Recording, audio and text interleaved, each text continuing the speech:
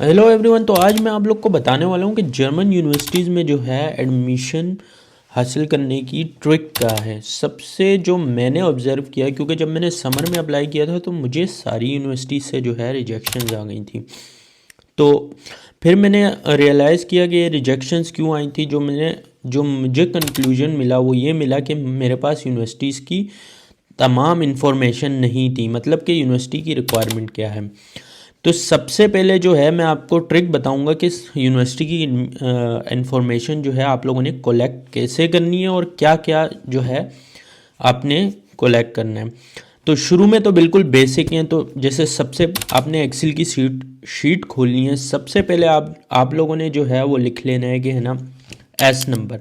सबसे पहले आपने एस नंबर का कॉलम बनाना है, मतलब यूनिवर्सिटी 1 2 3 इस तरह से। उसके बाद दूसरा कॉलम जो बनाना है वो आपने बनाना है सिटी का, कि है ना आपकी यूनिवर्सिटी कौन सी सिटी में है।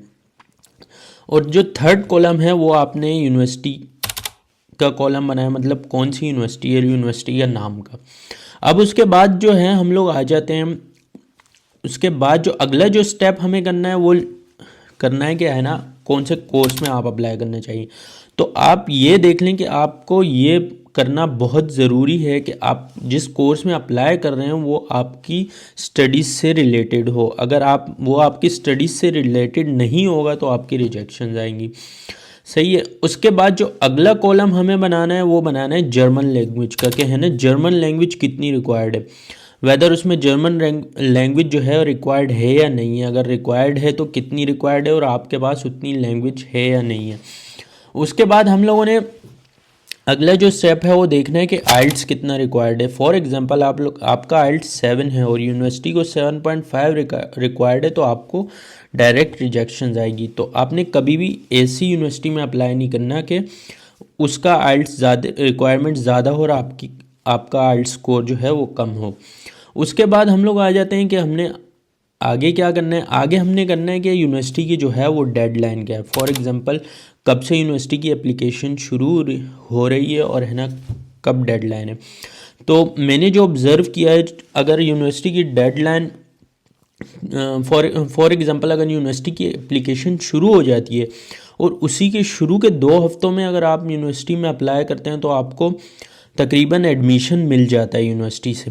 क्योंकि अगर आप 1 महीना अगर आप लेट हो जाते हैं तो यूनिवर्सिटी में एडमिशन मिलना बहुत मुश्किल हो जाता है। तो अगली चीज़ आप लोगों ने देखनी है। फॉर एग्ज़ाम्पल अब जो हमारे इंडिया और पाकिस्तान से लोग होते हैं, हमारी जो बैचलर्स की जो डिग्री होती है वो होती है 180 ECTs की।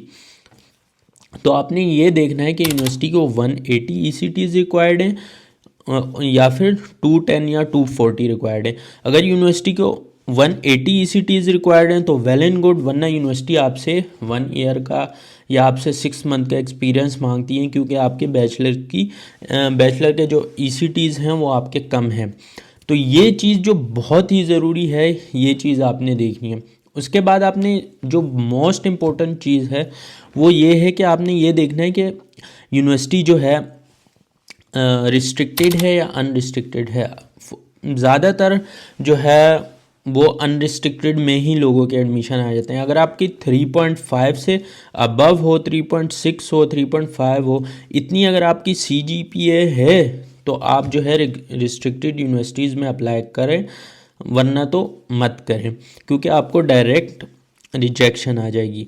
तो बेहतर ये होता है कि अगर आपको दिख रहा हो कि अब आपको वेबसाइट पे नहीं दिख रहा कि ये जो है कोर्स रिस्ट्रिक्टेड है या अनरिस्ट्रिक्टेड, तो आप सिंपली यूनिवर्सिटी के इंटरनेशनल ऑफिस पे जाएं। वहीं वेबसाइट पे आपको ईमेल मिल जाएगी, आप उनको ईमेल करेंगे कि है ना ये कोर्स जो है रिस्ट्रिक्टेड है या अनरिस्ट्रिक्टेड। रिस्ट्रिक्टेड ये होता है कि कुछ सीट्स होती हैं, मतलब 20-25 सीट्स होती हैं, और अनरिस्ट्रिक्टेड ये होता है कि बेतहाशा सीट्स होती हैं, मतलब कि जितने बच्चे आते हैं उन सबको एडमिशन मिलता है अगर उनकी रिक्वायरमेंट्स पूरी हों तो अगर मतलब आपको ये भी नहीं पता कि है ना इस यूनिवर्सिटी में कितनी ECTs रिक्वायर्ड है, उसके लिए भी आप मेल कर सकते हैं। और रिस्ट्रिक्टेड अनरिस्ट्रिक्टेड के लिए भी आप मेल कर सकते हैं, और ये करिएगा। अगर आपके पास ये इन्फॉर्मेशन नहीं होगी, आपने गलत यूनिवर्सिटी में अप्लाई कर दिया, तो आपको डायरेक्ट रिजेक्शन आएंगी। उसके बाद अगला कॉलम जो आपने बनाना है वो आपने बनाना है कि है ना अप्लाई थ्रू, मतलब के थ्रू अप्लाई करना है, वेदर आपने यूनी असिस्ट के थ्रू अप्लाई करना है या फिर यूनी असिस्ट से वीपीडी लेके यूनिवर्सिटी की वेबसाइट पे अप्लाई करना है या फिर डायरेक्ट यूनिवर्सिटी की वेबसाइट पे आपने अप्लाई करना है। तो आपने ये चीज़ देख लेनी, ये एक्सेल में आपने नोट कर लेना है, इस चीज़ का भी कॉलम बनाना है। अगला कॉलम जो आपने बनाना है वो आपने बनाना है यूनिवर्सिटी के लिंक का।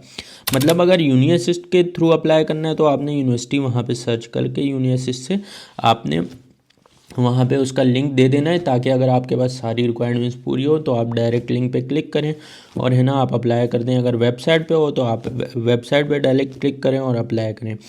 तो आज के लिए इतना ही। अगर वीडियो पसंद आई तो मेरे चैनल को सब्सक्राइब करें और बहुत सी अच्छी अच्छी व्लॉग्स और बहुत सी इंफॉर्मेटिव वीडियोज़ मैं और लाने वाला हूँ आप लोग के पास। Thank you so much.